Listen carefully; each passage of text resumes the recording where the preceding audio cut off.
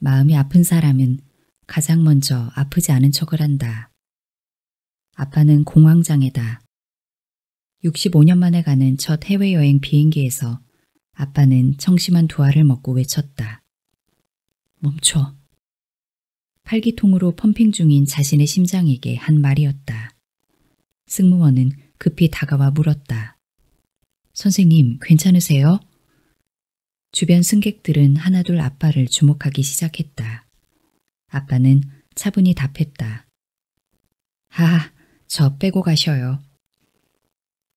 아빠는 병원이 싫었다. 엘리베이터도 혼자 못 타면서 해외여행도 못 가면서 우연히 잠긴 화장실 손잡이를 미친 듯이 때려 부쉈으면서 아빠는 그 정도는 아니야. 매번 그렇게 말할 뿐이었다.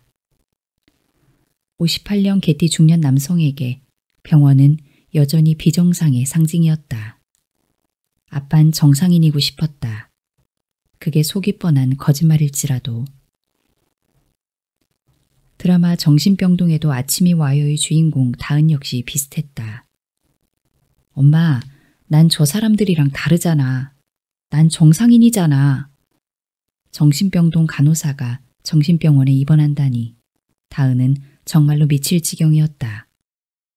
그런데 진찰 중 병원 비품을 부수고 약을 거부하고 소리를 지르고 미쳐 날뛰는 자신을 보고 나니 알 것 같았다.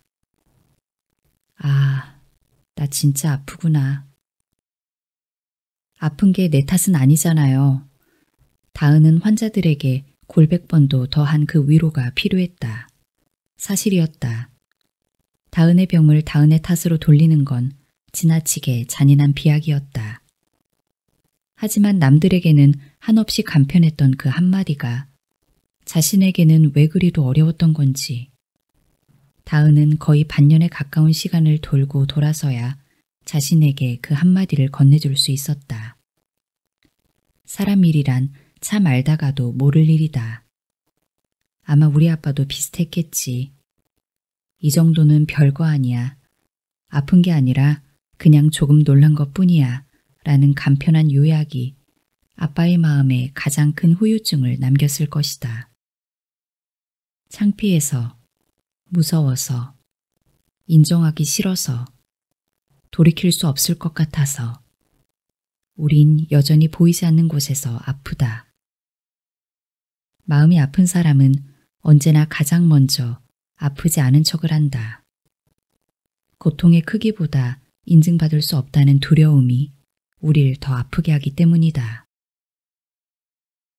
아빠는 건강하고 싶었다. 정상인이고 싶었다. 하지만 고통의 종류에 따라 자신에게 아플 자격을 부여하는 아빠 같은 사람이 진정으로 건강한 사람의 정의는 아닐 것이다. 그건 그냥 미련한 사람이다.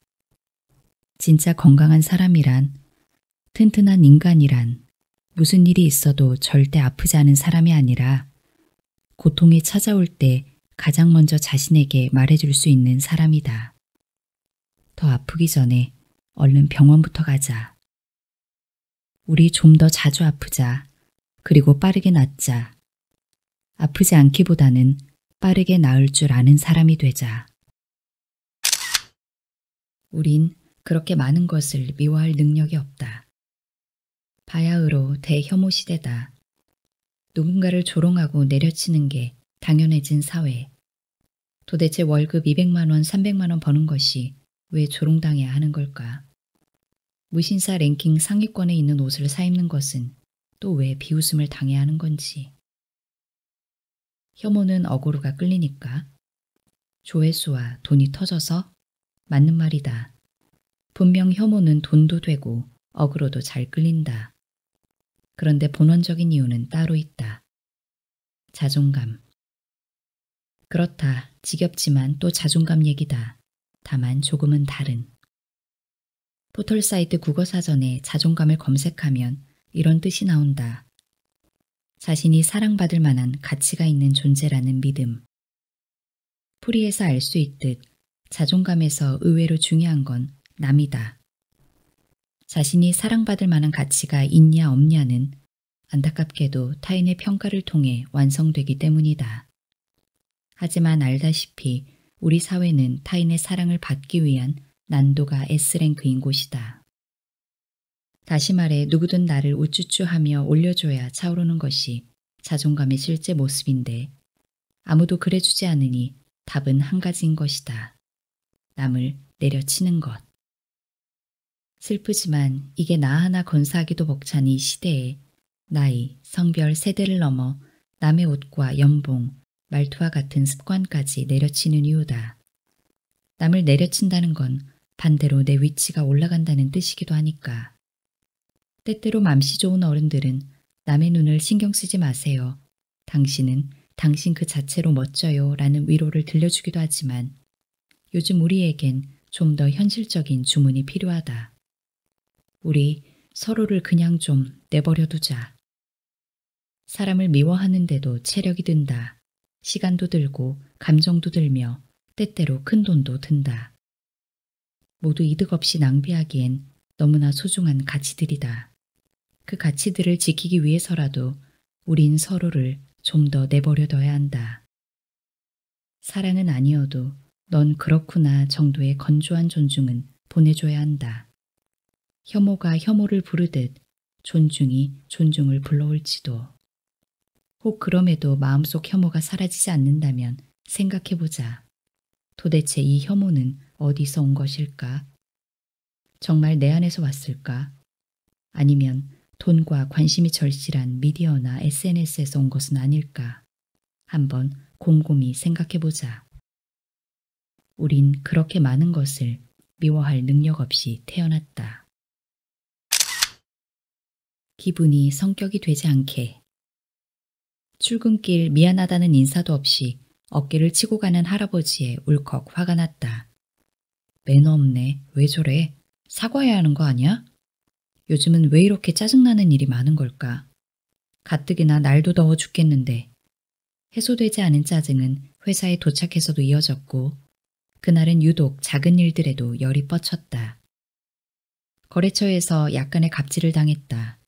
대표님은 뜬금없이 잔소리를 했고 점심시간 베어물은 튀김만두에선 고추기름이 퍽 튀어나왔다. 흰옷이었는데. 그런 사소한 것들이 하나하나 모여 결국 집에 가서 터졌다. 내가 티셔츠 좀 뒤집어서 벗어놓지 말라 그랬지. 아내는 영문 모를 짜증을 오물처럼 뒤집어 썼다. 세탁실 창으로 씩씩대고 있는 내가 보였다.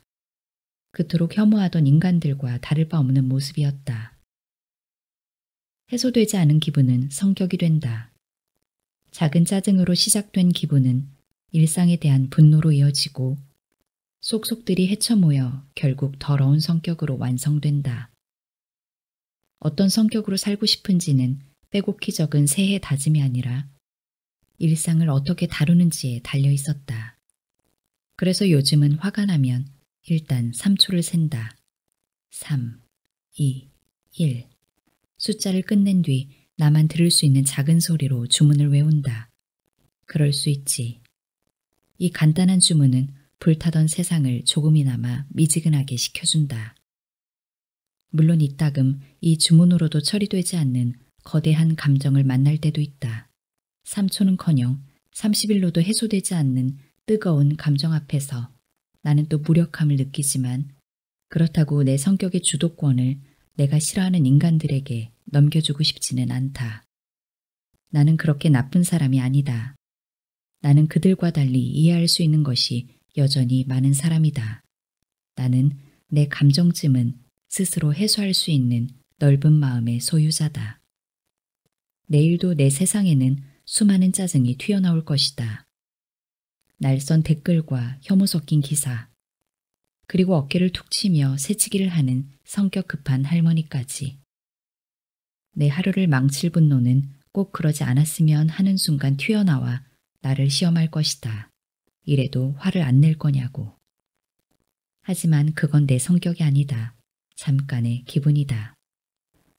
언제든 화가 날 순 있지만 언제나 화를 내는 사람이 되고 싶지는 않다. 그럴 수 있다라는 방패 같은 말로 남이 아닌 나의 기분을 지킬 줄 아는 사람이 되고 싶다. 아니, 될 것이다. 기분이 성격이 되지 않게. 나는 내가 생각하는 것보다 조금 더 괜찮은 사람이다. 2024 파리올림픽 10m 공기소총 종목에서 금메달을 수상한 반유진 선수의 노트북에는 이런 포스트잇이 붙어 있었다. 어차피 이 세계장은 나다. 16 소녀의 귀여운 멘탈 관리 비법이라 여길 수도 있겠지만 의외로 이 행동에는 과학적인 근거가 있다. 자기 충족적 예언. 20세기 초 등장한 사회심리학 이론이다. 자기 충족적 예언의 사전적 정의란 이렇다. 특정 상황을 마음속에서 실제라고 결정해버리면 그에 맞게 내 행동과 생각을 변화시켜 결국 원하는 결과를 이뤄낼 확률이 높아진다는 것. 다시 말해 말이 씨가 된다는 것이다. 어딘가 주술적인 면모가 넘치는 사이비 교리 같지만 사실이다. 100년 전 사회학자 윌리엄 토마스에 의해 정립되어 현재까지도 명맥을 이어오고 있는 진짜 사회학 이론이다. 하지만 그럼에도 나는 이 이론을 좋아하지 않았다. 성공한 사람은 모두 노력했다와 같이 인과관계를 그럴듯하게 맺어놓은 부실한 이론 같다고나 할까? 그다지 신뢰하지 않았다. 그러나 한편으로는 요즘 우리에게 가장 절실하게 필요한 것 또한 이 이론이지 않을까 싶었다. 우린 반대로 자기 자신에 대한 믿음이 지나치게 부족하기 때문이다. 우리에게 겸손은 미덕이다. 지나친 자신감은 재수없음과 동의어고 실패했을 때 실망할 것을 대비해 스스로에게 부단히도 이 말을 세뇌시킨다. 어차피 안 될 거야. 물론 그 말들은 실제로 추락했을 때의 아픔을 덜어주었지만 안타깝게도 우리의 날개마저 빼앗아갔다. 패기 있게 도전하는 법보다는 현명하게 포기하는 법을, 추월하는 상상보단 보수적인 한계치를 더 많이 상정하게 했다. 그래서 우리가 나이 들어 하는 후회들 역시 대개 이런 어미들로 끝났다. 그때 그거 해볼걸. 말에는 분명 힘이 있다. 그것이 부정이든 긍정적이든 말은 머리 위에 천장이 되어 우리의 한계를 정의 내리는 굳건한 벽이 된다. 그래서 우리는 말을 잘해야 한다. 남에게 잘해야 하는 것만큼이나 나에게도 꼼꼼히, 계산적으로 잘해야 한다. 말 한마디로 모든 게 변하진 않겠지만 말 한마디로 내 마음만은 바꿀 수 있으니까. 포기가 도전이 되고 한계가 가능성이 되고 겸손이 자신감이 될 수도 있으니까. 개그우먼 장도연 씨는 공연 전 마인드 컨트롤을 위해 관객 앞에서 이런 주문을 외운다고 한다. 여기 있는 애들 다 땡땡밥이야.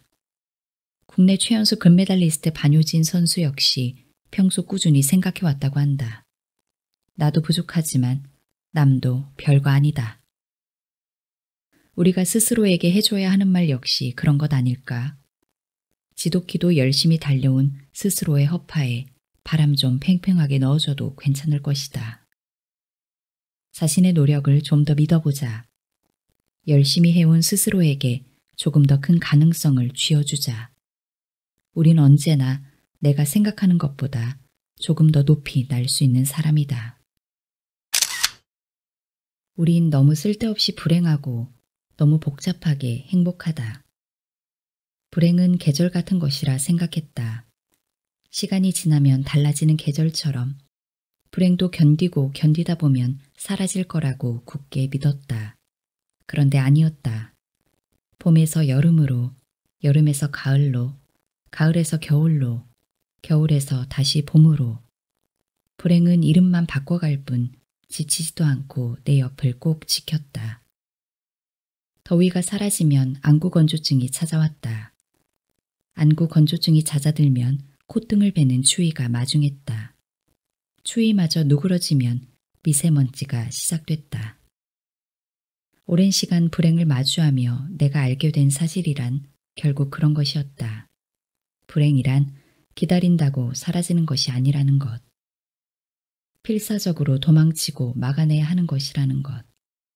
물론 위인들의 말처럼 추위도 이겨낼 만큼 튼튼한 마음을 가질 수 있다면야 좋겠지만 그게 어디 쉬운 일인가. 어떤 비교에도 흔들리지 않는 거대한 마음을 키우는 건 또 어떻고. 그런 대단한 일을 이뤄내기 전에 아마도 나는 늙어 죽을 것이다. 인생은 불행한 거야 라는 슬픈 체념을 부정하지 못한 채.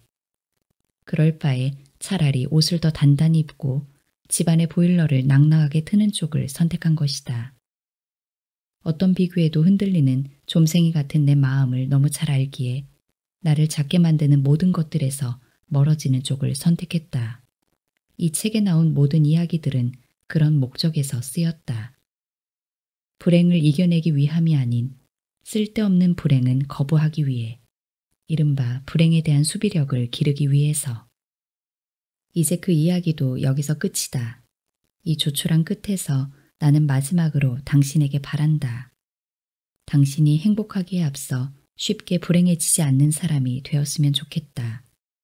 즐겁기 이전에 별탈 없는 삶을 이어가길 바란다.